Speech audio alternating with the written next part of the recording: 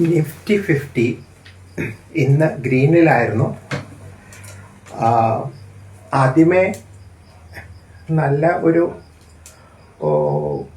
ഓപ്പണിങ്ങിൽ start ചെയ്തിട്ട് പിന്നെ കുറച്ച് താഴേക്കാണ് വരുന്നത്, എന്നാലും ഗ്രീനിലായിരുന്നു.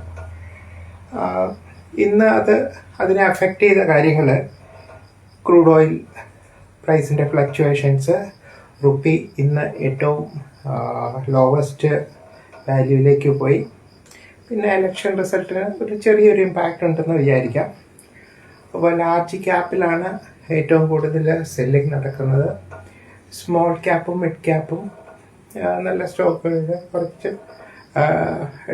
ഡൊമസ്റ്റിക് ഇൻസ്റ്റിറ്റ്യൂഷൻസ് ഇൻവെസ്റ്റ് ചെയ്യുന്നുണ്ട്. അതിൻ്റെ അർത്ഥം FIIs പ്രൈസ്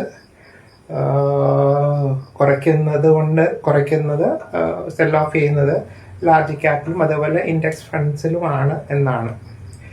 അത് ഒരു നെഗറ്റീവ് റിസ്ക് ആണ്.